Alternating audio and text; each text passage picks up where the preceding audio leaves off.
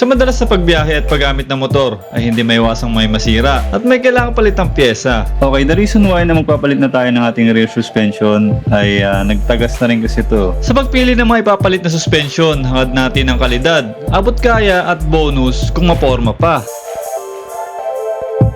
In this video ay magpapalit na naman tayo ng rear suspension o shock ng motor. So sa pagtanggal na ito at pagkabit ng bagong suspension, susubukan natin yung easy way na ginawa niya. At kung paano ang madali at epektibong paraan sa pagtanggal at pagkabit ng shock nang walang binabaklas na fairings. Stay tuned!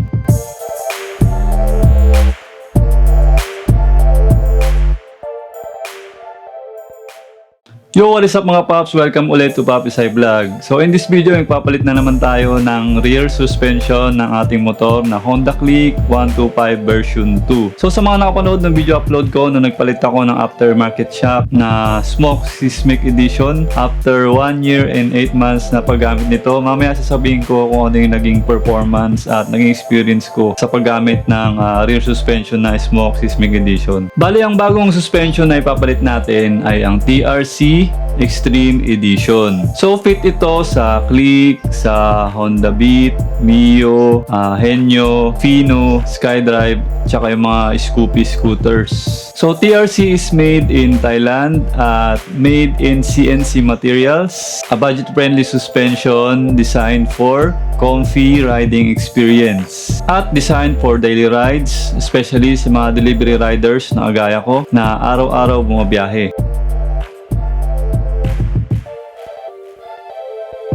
At mamaya iti-test ride din natin after natin mailagay itong bagong TRC suspension sa ating Click 125. Pero bago natin ikabit, panoorin nyo muna yung unboxing video na ginawa ko after ko ma-receive yung TRC suspension na in-order ko through online. Okay, unboxing video, let's go!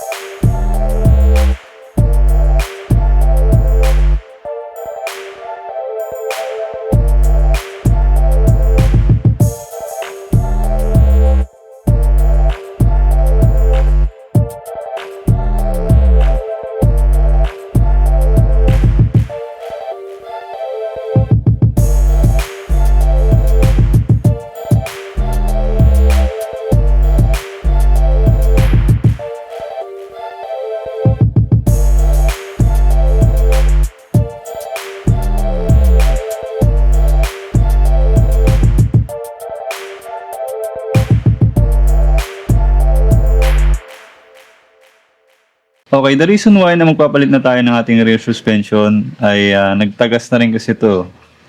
And naglalangis na rin. So, spring na lang din ang gagana nito kasi nagtagas na. O kaya, papalitan na rin natin ng bago ulit na suspension. So, sa pagtanggal nito at paggabit ng bagong suspension, may napanood ako na vlogger din na gumawa nito na hindi na kailangan baklasin yung dito sa ibabaw yung upuan, yung mga pairings. So, susubukan natin yung easy way na ginawa niya. Tignan natin kung effective. So, gagamit tayo ng tools na itong gagamitin ko yung socket wrench ito para dito. So, ito size 12. Ayan, size 12. Tapos itong angled wrench na size 14 naman para dito sa ibabaw. Mamaya dudukutin lang natin yan mamaya. So subukan natin na tanggalin. Okay, assemble na natin. Lagay tayo ng extension. Tapos yung size 12.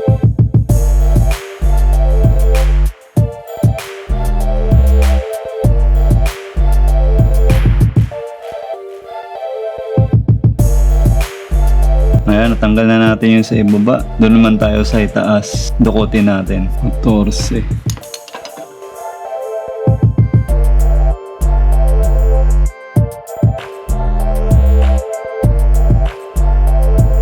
Tanggalin muna natin tong tire hugger. Kaharang. Alisin ko muna to. Okay, naalis ko na yung tire hugger. So, dukutin na natin ulit.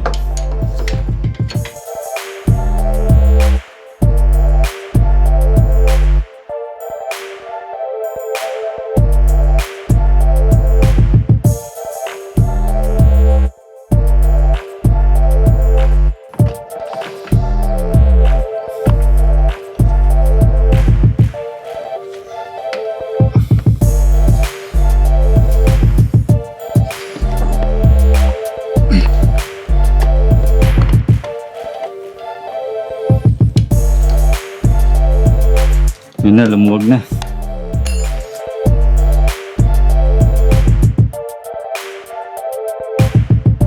Tanggal na. Yun. So, ito yung nut, natanggal na natin. So, pinakapa ko muna kung may washer siya. Parang wala naman. Nasa ilalim ata yung washer nito eh. So, dukot. May washer nga. May washer sa unahan.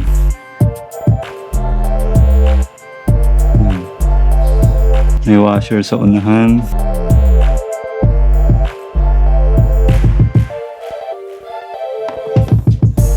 Okay.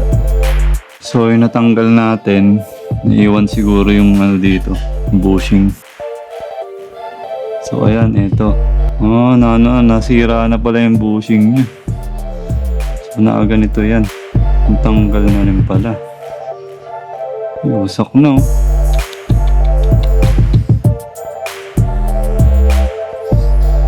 Usak na pala. Tignan natin yung kasunod. Bushing. Tapos ayan, washer. May washer dun sa pinakaloob. Okay. So ayan, natanggal na natin. Hindi kailangan baklasin yung nasa ibabaw, yung upuan, yung mga fairings. Tapos subukan naman natin ngayon yung pag-install o yung pagkabit ng bagong suspension. Check natin yung mga bushing kung okay ba. Okay, dahil nabaklas na natin at yung sukat pala nito is 330mm yung luma natin na shock smoke. Tapos itong TRC is 300mm lang. So ayan, pag pinagkumpara mo, yan medyo maiksi siya. So mag-a-adjust lang ako dito.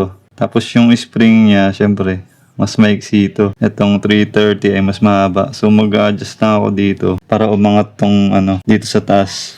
Para maging 330 pa rin yung sukat. Ayoko kasi na medyo mababa. Ayoko yung malo-lowered siya. Mas gusto ko talaga yung 330mm lang na sukat. So mag-adjust na lang muna ako dito. So ito, kakailanganin ko ng open wrench na 22. Yan, 22. Size 22 open wrench. Para mamaya nahigpitan to. O yan, pinatayo ko na muna siya. Tansyahin na lang natin. Medyo kapos, mababa talaga siya. Hindi pa rin siya umabot. Yun lang yung pinakasagad niya. Pero okay na rin, medyo mababa lang konti. So ayan, medyo mababa lang siya ng konti kumpara dito sa 330. Pero okay na rin, konting diferensya lang naman. Basta wag lang yung sobrang mababa. So kapit na natin. Okay, so bago natin ilagay, check muna natin tong bushing kung intact pa, okay pa naman. Tapos yung dito sa taas, sinilip ko na, okay pa naman. So ayan, kailangan intact lang tong bushing niya, hindi gumagalaw para hindi masira yung suspension. So okay pa naman, goods pa naman. So bago ko pala muna ilagay, alisin ko muna tong na to, yung bushing na to dito dahil hindi siya kakasya dito kasi mataba yung dito pinagsusuksukan. So kaya itong sa luma tinanggalan din ng bushing. Bali itong goma lang yung suporta. So tatanggalin ko rin to para kumasya doon pag sinuksok. So tanggalin muna natin. Okay, natanggal na natin. Patin nga natin. Ayun. Nilusot ko, smooth lang, sakto lang. Okay.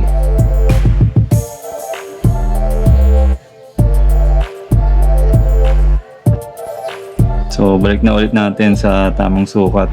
Kung paano yung baga sunod-sunod na pagbaklas kanina, so ganun din yung gagawin ko. O washer muna. Itong suspension. So, papakapa na lang. Yun. Yan, pasok na. Okay, next natin itong washer. Angat natin konti. Yan, pasok na. So ito na ang challenge. Yung paglagay natin ng nut para ma-lock. Kailangan makuha na natin tamang pagdukot. So ang pag-lock niya, counterclockwise. Ay, clockwise. Ganun. Clockwise. So, tignan natin. Tamang dukot is the key. Yun, dali. Masok din. So, higpitan na lang natin. Okay, higpitan natin ng angle range 14. So, dito, ilogan ko na muna. Para malis ko ng ganyan. Para madukot natin ng maayos.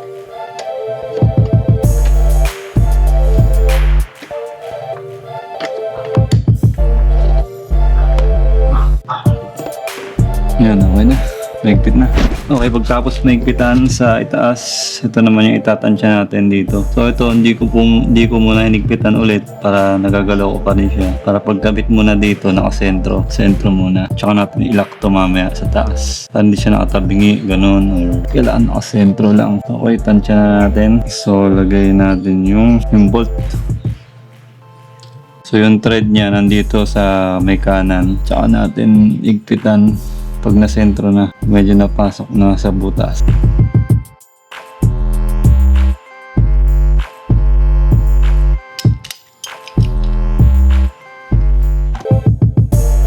So ayan, tamang higpit lang. Hindi naman anong mahigpit, sakto lang. Tapos, tansyahin natin yung dito. So ayan, pwede na yan. Sakto na yung ganyang higpitan ko na dito. Gamit ng open wrench na 22. Higpit clockwise. Yan.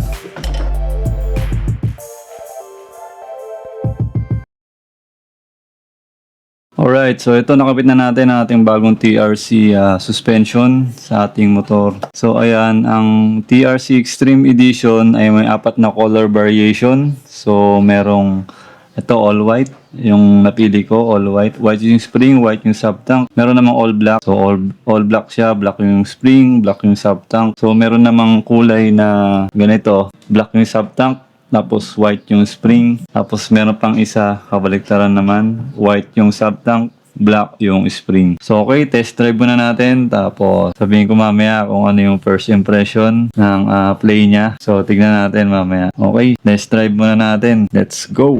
Okay, dito na tayo sa labas. Road test na natin. So bali wala akong nakalagay na top box or kahit anong lalabag. Tapos wala ako angkas, solo lang.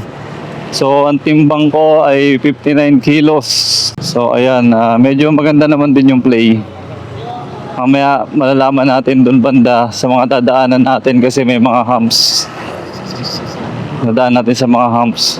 So, kasi ako medyo magaan ako, 59 kilos. Kaya hindi ko rin masyado maramdaman yung full performance niya. Dahil magaan ako tapos wala akong makakarga. Wala akong top box, walang lalabag, wala ring angkas, so solo lang. So ito, try natin dito, humps. Okay. So ramdam ko rin naman yung pagbabago nung napalitan ng bagong suspension. Kasi yung luma na yon na nagtagas na, spring na lang gumagana. Kaya sobrang matagtag na rin talaga. Tapos ito ngayon, maramdaman mo rin talaga yung changes eh. Pagka madalas ka talaga nagmumotor. Dito medyo may mga bukol-bukol dito. Ayan. Doon mamaya sa unahan, may mga humps pa ron. Nadadaanan natin. So, siguro mas maganda ang performance nito kapag may mga karga. Kasi ang na ito, ang features ng shock na to, lang, yung sa preload lang. Wala siyang yung sa rebound, wala siyang adjustan. Kasi yung ibang doon, ibang mga pihitan doon, design lang. Ito humps, no. Oh, yun, maganda naman. Ito pa, may isa pang humps. Oh. Ito namang isa, may humps din, medyo malaki. Okay, uneven road. Mas maganda naman din yung play niya ngayon. Oh. Hindi ka talaga yung pag dumaan ka ng humps, parang after na dumaan yung likod na gulong sa humps, parang ang bigat eh. Parang bagsak talaga yung mo eh. Yung tiyan mo eh, o ano. Yan ito, may mga humps. Try pa rin natin. Kaso maganda daan dito. Humps lang, oh. Testing natin sa humps. O yan, huling humps. Tapos balik na tayo. Okay, maganda rin naman. Maganda yung ano niya, maganda yung play. Kasi yung sub-tank din nito, may laman din naman yung sub-tank nito. Hindi naman siya yung walang laman, tas palamuti lang. Oh, yan.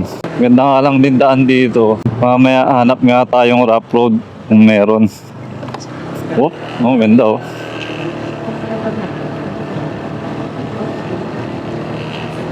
Isa pa. Humps. Okay, maganda, ayos.